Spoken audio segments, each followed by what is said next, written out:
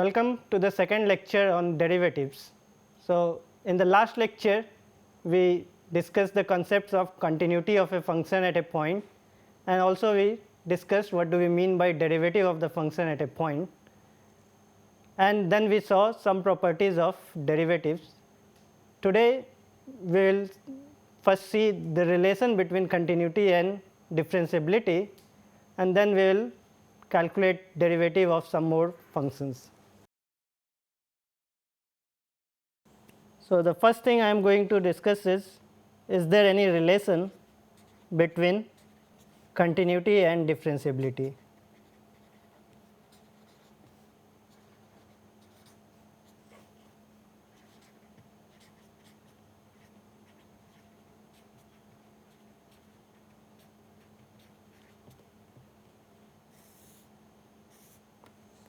So, first of all let us see an example. So, consider the function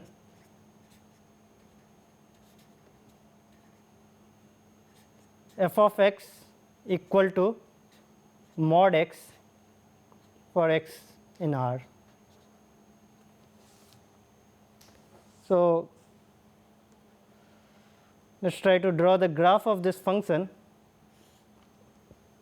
So, f x equal to mod x for any x positive, this is equal to x, and for x negative it is equal to minus x. So, this is also equal to, so f x is equal to x for x greater than equal to 0 and minus x for x less than 0. Right. This is very simple but useful representation of this function, and the graph looks like this. So, this is f x equal to mod of x.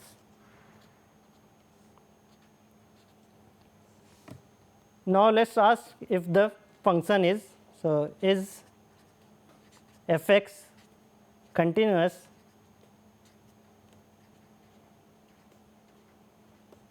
at x equal to 0. So, here it was easy to draw the graph of this function, and from this graph one can see that the function is continuous at 0, but we can also calculate the limit. So, the limit of f of x. So, to calculate the limit, here it is useful to calculate the left hand and right hand limit. So, if we calculate the right hand limit of f of x,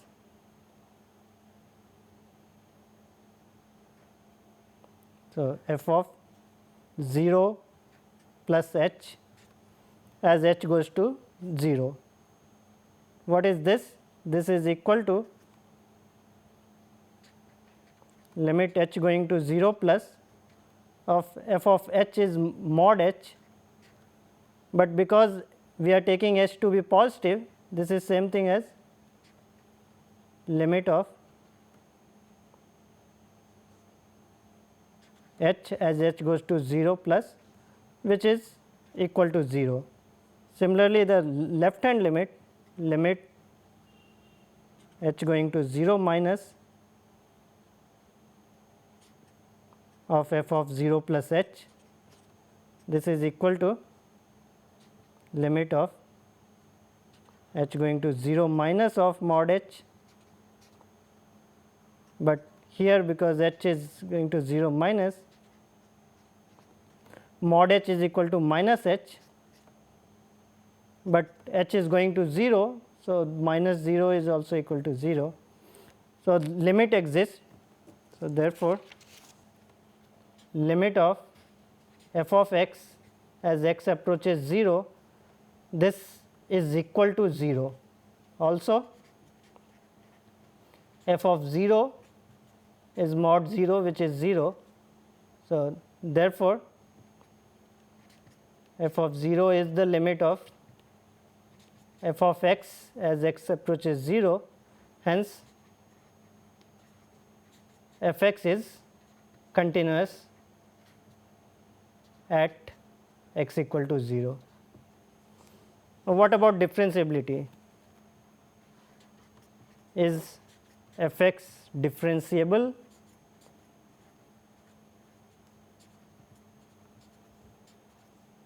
At x equal to 0. So, we have to ask this limit, does limit of f of 0 plus h minus f of 0 by h as h goes to 0 exists.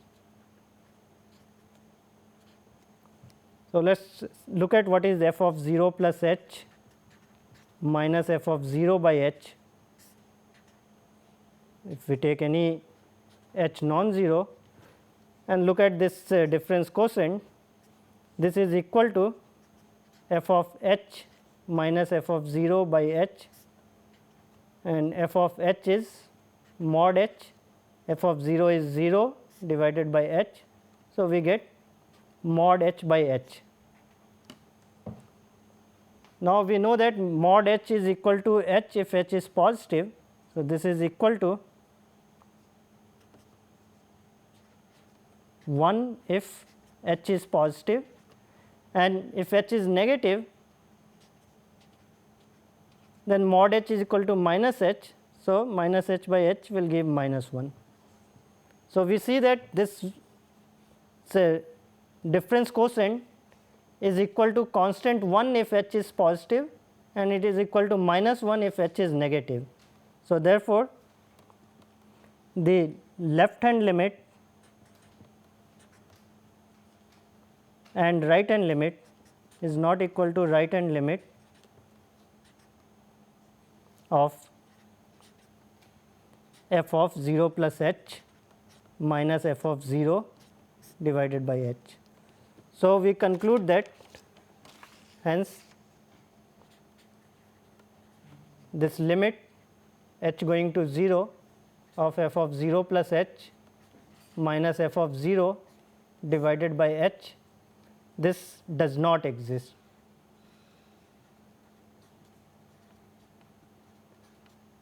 Which means that the function f of x is not differentiable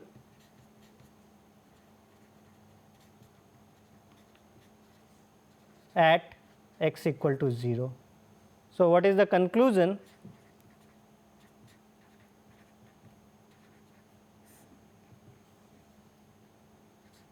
F of x continuous at x equal to a does not imply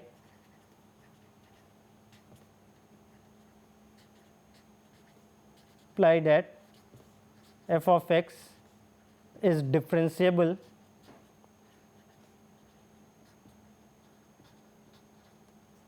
at x equal to a. Let me come back to this graph and also explain you geometrically how you can deduce that the function is not differentiable at this point 0.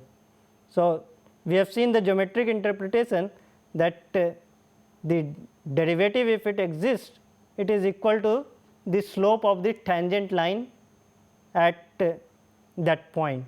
Now, if you look at the graph of this function, there is no unique tangent line, because for any positive thing you see this is the tangent line, but if x is any negative, then we have this line. So, there is no unique tangent line here, and in fact you see that the right hand derivative is nothing but slope of this line, which is 1, and left hand derivative is slope of this line, which is minus 1, and they are not equal.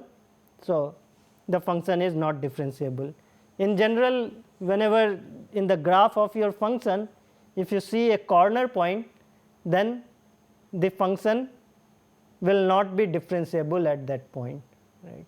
So, continuity, we said that is graphically, it means that you can draw the graph of the function without lifting your pen, and differentiability means that the function should not have any corner. Though for complicated functions we cannot just use this interpretation.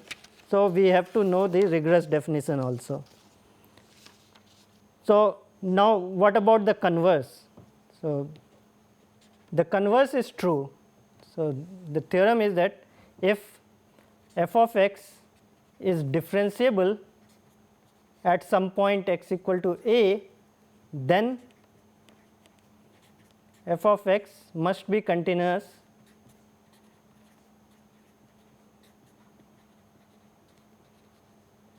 at x equal to a.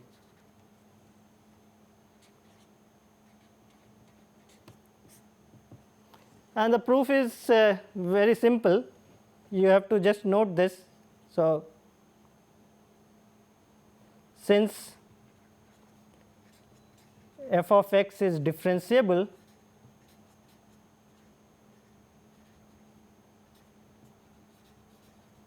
at x equal to a, we have f prime a which is equal to limit of f of a plus h minus f of a divided by h. This exists. Right. Now, to check the continuity of the function, we need to look at the limit of f of x as x approaches a. So, to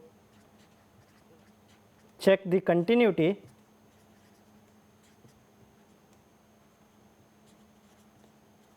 at x equal to a, we need f of a to be equal to limit of f of x where x approaches a.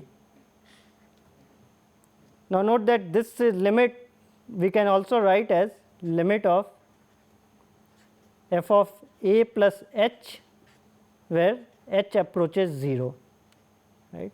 By putting x equal to a plus h, if x approaches a, then h which is equal to, so this is by put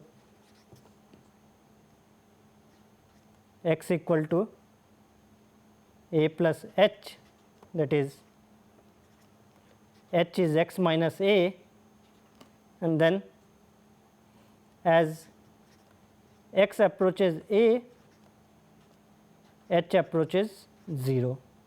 So, we have to check whether this limit f of a plus h as h approaches 0 exists or not, and whether it is equal to f of a. Now, if you see, this is same thing as, so limit f of a plus h, h approaching 0 equal to f of a, this is equivalent to writing limit h going to 0 f of a plus h minus f of a, this is equal to 0, right, because the limit of this constant function f of a as h approaches 0, that is f of a. So, we have this. Now, this is the numerator of the difference quotient in the definition of derivative. So, but for any h not 0, f of a plus h minus f of a, this can be written as h times f of a plus h minus f of a divided by h, right. I just multiplied and divided by h to get this, and what we know is that this limit exists. So, since limit of h as h goes to 0, this is equal to 0, and limit h going to 0 f of a plus h minus f of a by h, this also exists. by the product rule for limits, we have limit of h going to 0 f of a plus h minus f of a. If limit of both the functions exists, then the limit of the product is product of the limit. So, that is equal to 0 times f prime a, which is equal to 0. Hence, f x is continuous at x equal to a. So, what we have seen is that differentiability of a function at a point implies continuity of the function at that point, whereas the continuity need not imply differentiability, that we have seen by a counter example. So, next, to calculate some more derivatives, let us learn what is called product rule for derivatives.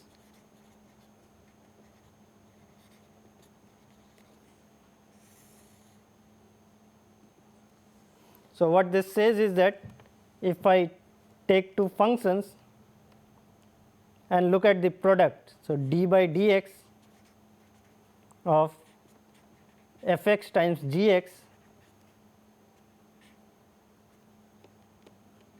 this is equal to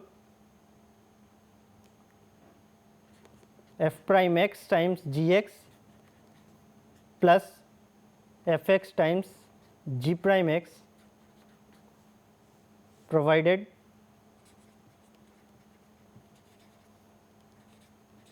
f prime x and g prime x exist.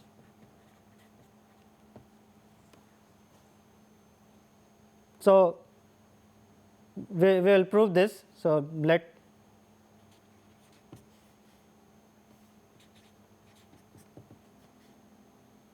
let us write u of x equal to f x times g x.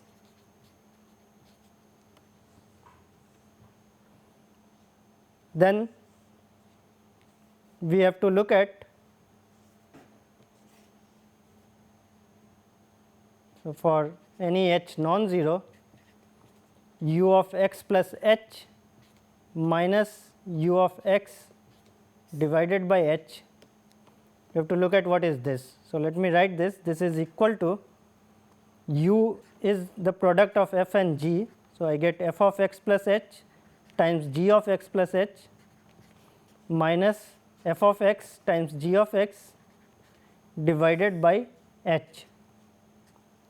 Now, we do just a little algebraic manipulation here. So, we add and subtract, we write this as f of x plus h g of x plus h minus f of x times g of x plus h,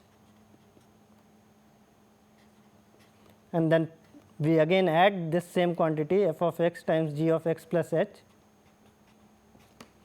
and then we have minus f x g x divided by h. So, we write like this and then group the first two terms and the last two terms. Now, if you see in the first two terms, we have g of x plus h is common. So, we got u of x plus h minus u x by h. This is equal to f of x plus h minus f of x divided by h, this times g of x plus h, and then plus in the next two terms we have f x is common. So, I will write f x times g of x plus h minus g of x divided by h. Now, if we look at the two terms on the right hand side, now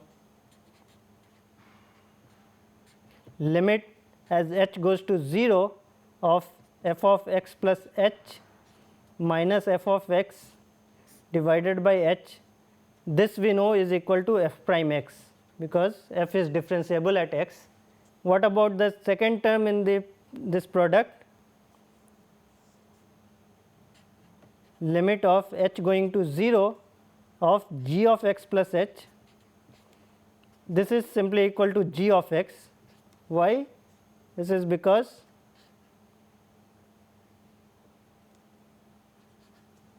g is continuous at x, since it is given to be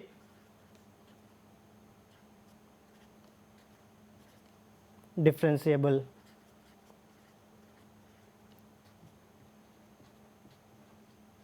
at x,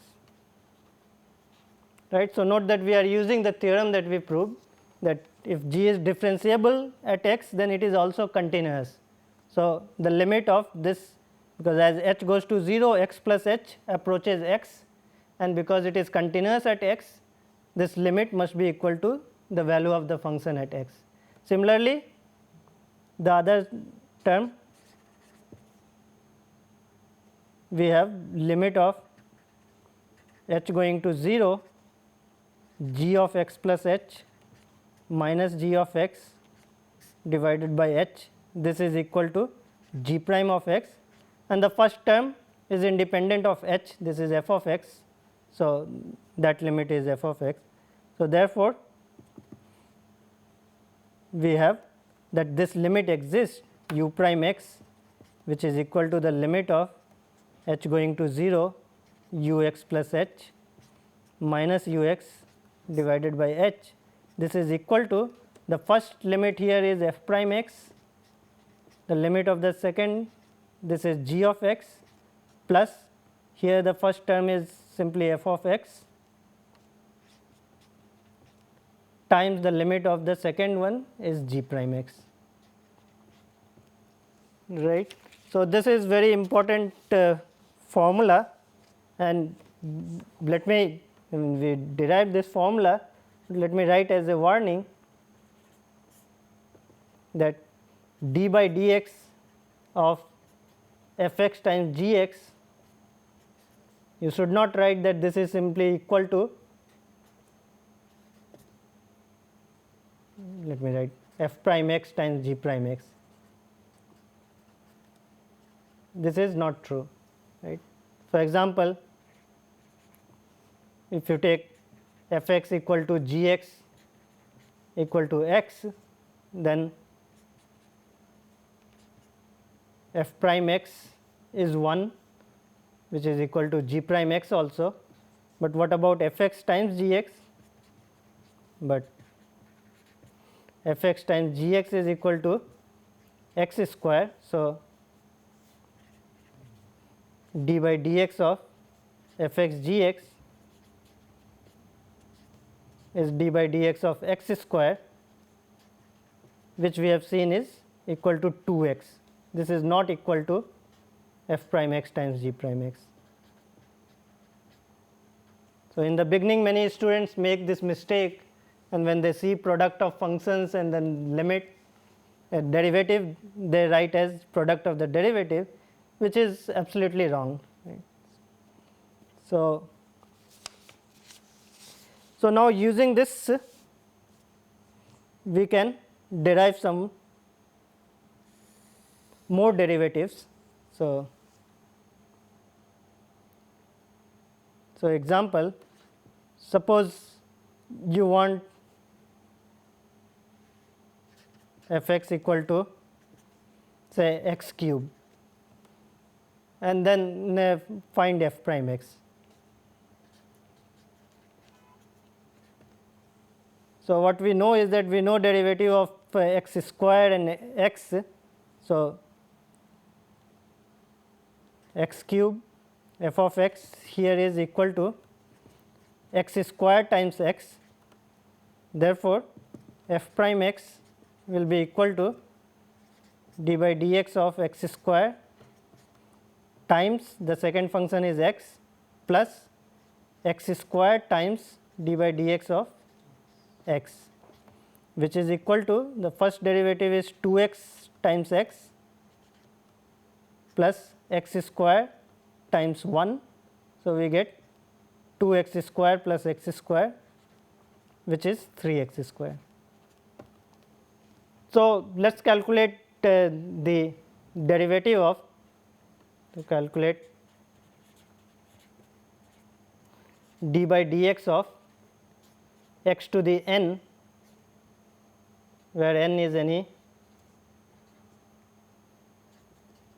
natural number. So,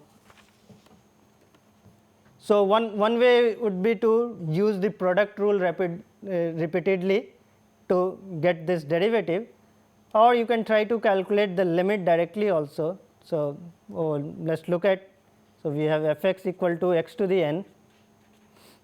So, for h non-zero, if I look at f of x plus h minus f of x divided by h, this is equal to x plus h to the power n minus x to the n divided by h, and if you seen the binomial theorem, then x plus h to the n we can write as x to the n plus n choose 1 x to the n minus 1 times h plus n choose 2 x to the n minus 2 h square, and so on till the last term is h to the n, and then minus x to the n divided by h. Now, here if you note, this x to the n cancels with this, and now you note that every term has h in common. So, we get this is equal to h times n choose 1 is simply n x to the n minus 1 plus we have n choose 2 x to the n minus 2 times h plus other terms which contains h to the n minus 1 divided by h. So, by cancelling this h, we see that every term except this first term contains h. So, this approaches n times x to the n minus 1 as h goes to 0, because all the other terms we get has h or h square. So, they go to 0. So, this proves that, so therefore, d by dx of x to the n is equal to n times x to the n minus 1 for every natural number n.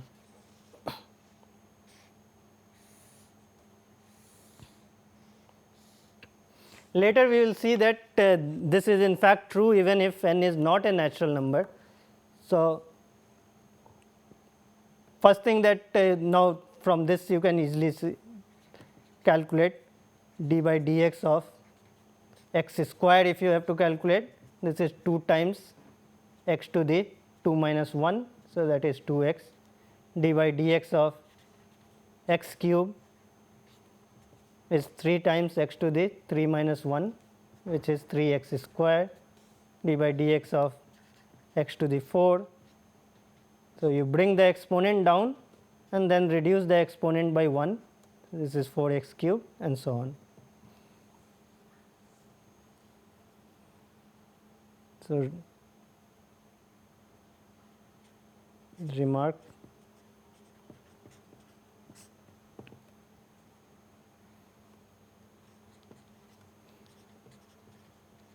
the above formula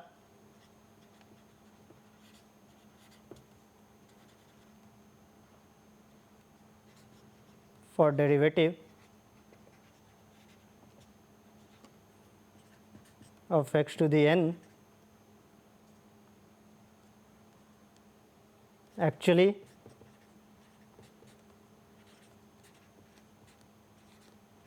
holds true for any real number n. This will be proved later.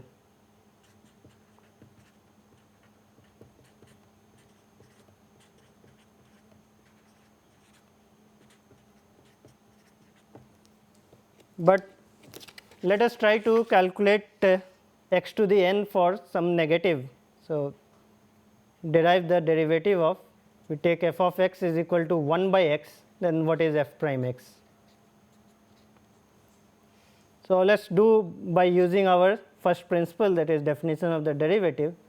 So, if we look at f of x plus h minus f of x divided by h, this is equal to 1 by x plus h minus 1 by x divided by h, and then if you simplify this, you get h times x plus h, and then numerator is x minus x plus h. So, here x cancels and we get minus h by h x plus h, and then you can cancel this h, and this is equal to minus 1 by x times x plus h. This is true for any h non-zero, and therefore, the limit as h goes to 0 of f of x plus h minus f of x by h, this is equal to minus 1 by x square, because here in the denominator you see x plus h approaches x plus 0. So, x times x gives x square. This is true for all x not equal to 0. Right. So, this function is not even defined at 0. So, we cannot talk about the derivative at 0, but for any x not equal to 0, we get that d by dx of 1 by x is equal to minus 1 by x square for x not equal to 0.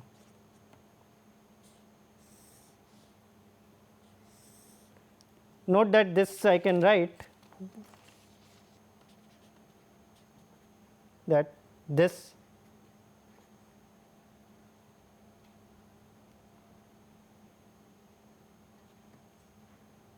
is the same formula for, let me write this agrees with the formula for d by dx of x to the n equal to n x to the n minus 1, or for n equal to minus 1, this will give, this gives d by dx of x to the minus 1 is equal to, n is minus 1 here, times x to the minus 1, which is equal to minus x to the minus 2, which is same as minus 1 by x square. Right. And if you want for other negative exponents, then you can use product rule. So, can use product rule to calculate d by dx of x to the minus 2 or d by dx of x to the minus 3, etc. So, for example, d by dx of x to the minus 2 is same as d by dx of 1 by x times 1 by x, and now you use the product rule. This is same thing as minus 1 by x square, this is the derivative of 1 by x, times the second function is 1 by x, plus the first function 1 by x times the derivative of the second function minus 1 by x square. This is by product rule, and this gives minus 1 by x cube minus 1 by x cube. So, minus 2 by x cube. Of course, this again agrees with the formula that derivative of x to the n is n times x to the n minus 1. Okay, now seeing this, we can derive another formula for, we did for product, we can also derive the formula for the quotient of two functions. So, let us try to calculate what is, so suppose f of x is differentiable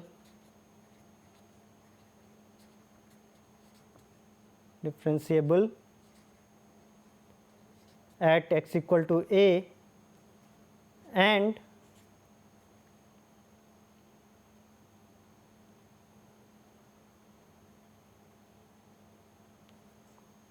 so then we ask for what about, let g of x equal to 1 by f of x.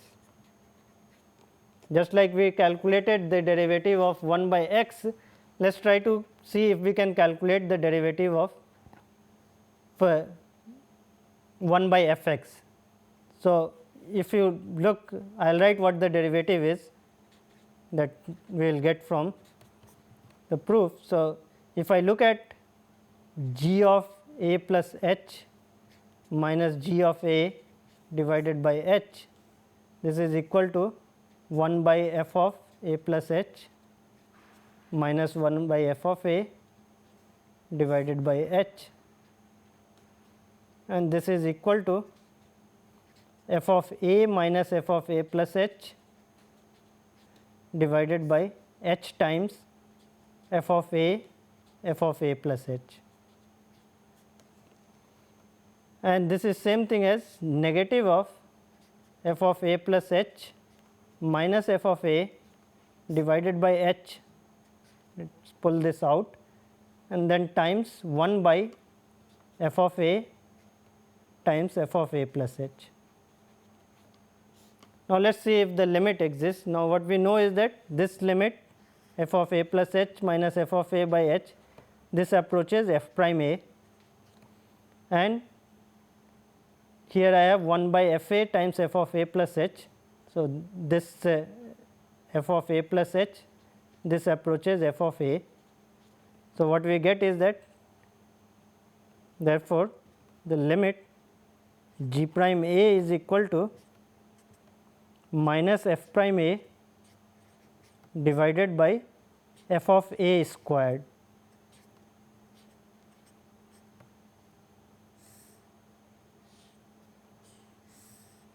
Of course, here when I am writing g of x equal to 1 by f x, and we are asking for whether this is differentiable at x equal to a. So, g of a must be defined. So, we must have that and f of a is not equal to 0, then g prime a is equal to minus f prime a divided by f of a squared. And then we can derive more general quotient rule. So, this says that if I have f x and g x which are both differentiable at some point and g of a is not equal to 0, then the derivative of the quotient d by dx of f x by g x, this is nothing but the derivative f prime x times g of x minus f of x times g prime x divided by g of x squared.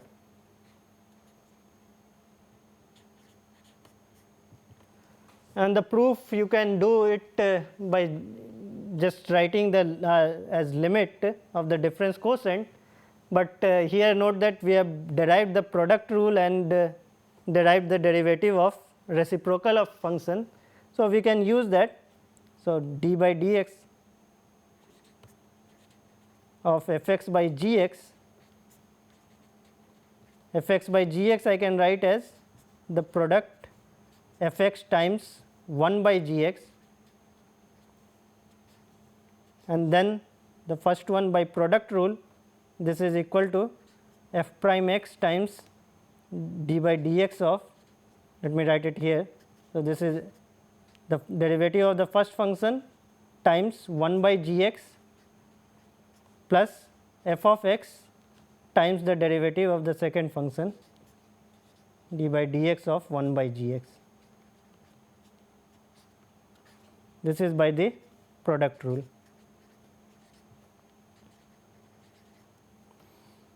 And then we know what is the derivative d by dx of 1 by gx. So, this is equal to f prime x over g of x plus the second one is plus f x times the derivative is given by minus g prime x divided by g of x squared.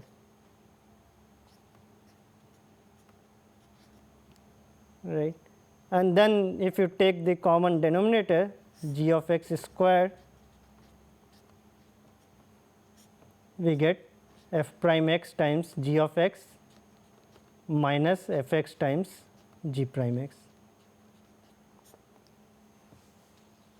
Right. So, let us summarize the product rule and the quotient rule. So, the product rule, sometimes we will also write using this notation u v. If these are two functions, then the derivative of u v is u prime times v plus u v prime, and the quotient rule is if I have u by v, the derivative prime is equal to u prime v minus u v prime divided by v square.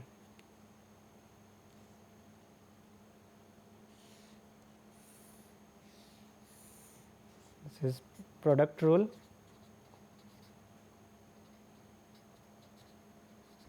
And this is the quotient rule.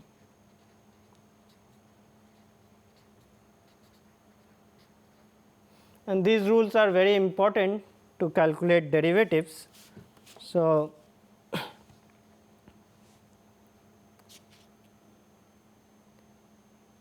okay, let us calculate some more derivatives. So, one I will do is another example, derivative of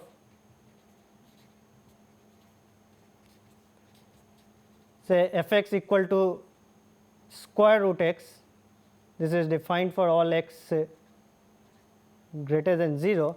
So, we want to calculate the derivative of this function at any positive x. So, f of x plus h minus f of x by h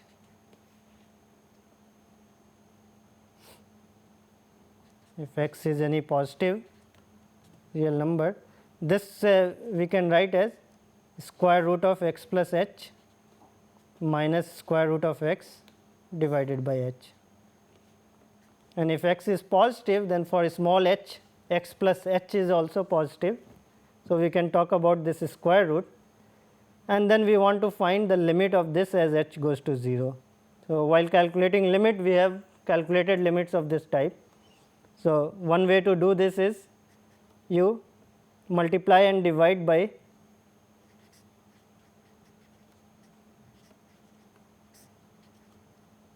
square root x plus h plus square root x by square root x plus h plus square root x, and then what you get in the numerator, you get x plus h minus x divided by h times square root x plus h plus square root x, and then in the numerator x cancels, and then you can cancel the h, you get 1 by square root x plus h plus square root x, which approaches 1 by 2 square root x as h goes to 0. So, what we got is that d by dx of square root x is equal to 1 by 2 square root x for all x greater than 0. Again note that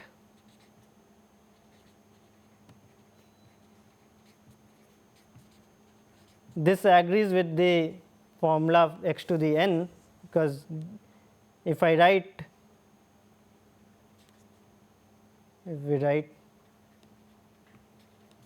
square root x as x to the power 1/2, then the derivative d by dx of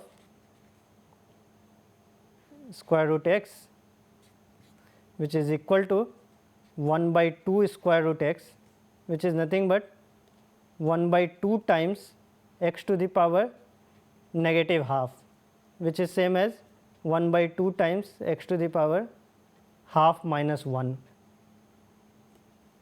So, this also agrees with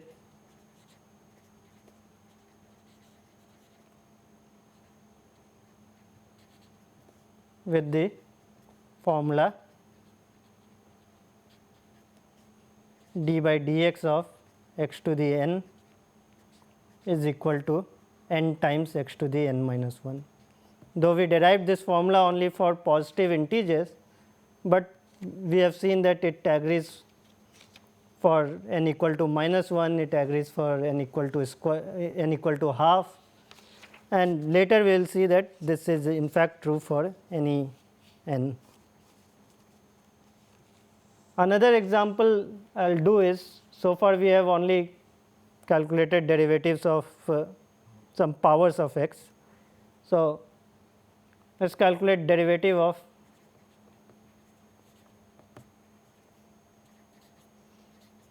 f x equal to sin x.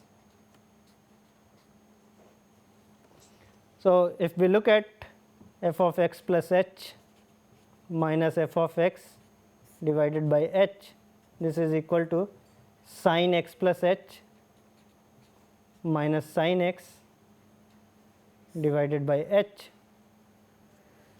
and then you recall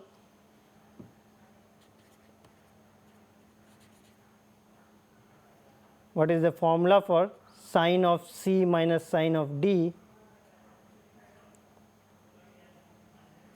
This is equal to 2 times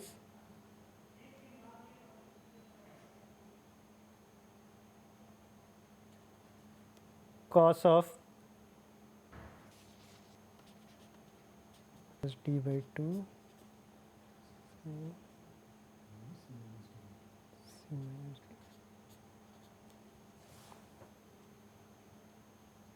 okay, sin c minus sin d is equal to 2 times cosine c plus d by 2 times sin c minus d by 2. So, we have sin x plus h minus sin x, this will be equal to 2 cos c plus d is 2x plus h by 2 sin h by 2, and therefore, f x plus h minus f x by h, this is equal to 2 cos 2x plus h by 2 sin h by 2 divided by h, and then we have to ask whether this limit exists. So, this is equal to cos of x plus h by 2 times sin h by 2 divided by h by 2, and now remember that the limit as h goes to 0 of sin h by h is 1. So, therefore, the limit of f x plus h minus f x by h, and the first term cos x plus h by 2, this goes to cos of x times 1. This is because limit of sin h by h as h goes to 0, this is equal to 1. So, therefore, we got that d by dx of sin x is equal to cos x. this is again, this will be useful formula for you. So, then one can ask for the derivative of cos x.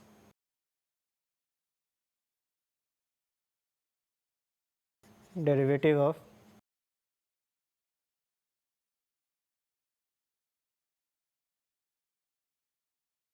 so again, if you calculate this derivative d by dx of cos x, this will be equal to limit of h going to 0 of cos of x plus h minus cos of x by h, and again if you use the formula for cos c minus cos d, and then you can show that this limit is equal to minus of sin x. So, this I leave as an exercise.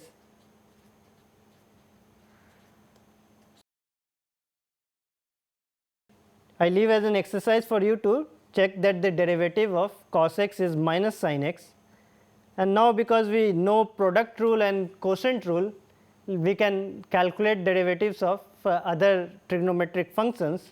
So, what is d by dx of tan x? So, we know that tan x is nothing but sin x by cos x, and then we use quotient rule. So, this is equal to the derivative of sin x times cos x minus sin x times derivative of cos x divided by the denominator is cos x square. This is by the quotient rule.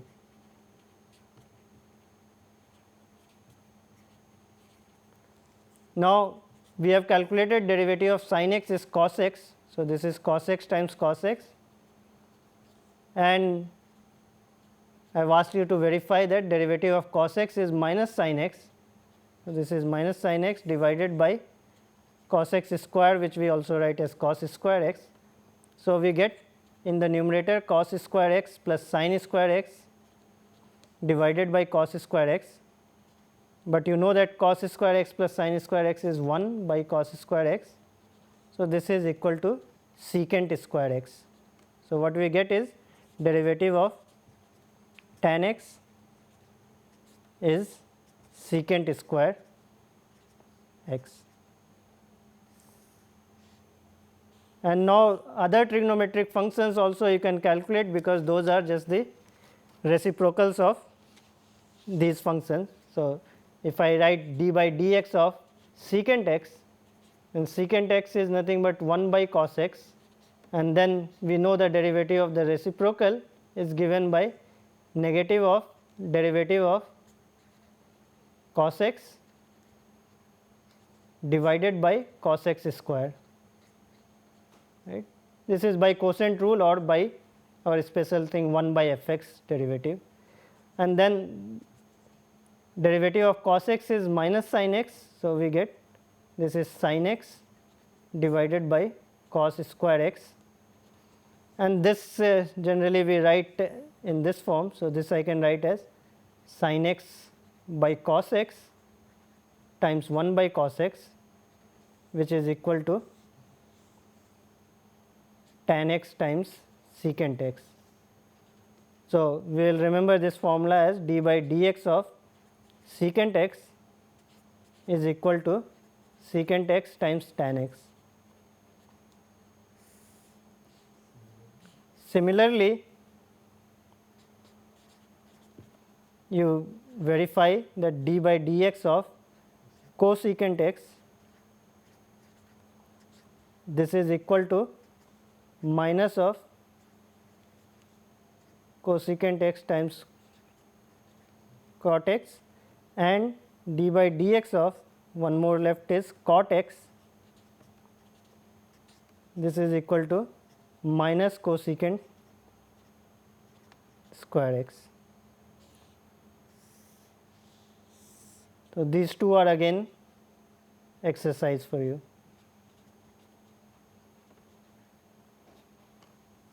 So, I will stop here. In the next class, we will learn the chain rule for derivative, which is very useful to calculate derivative of many more functions. Thank you.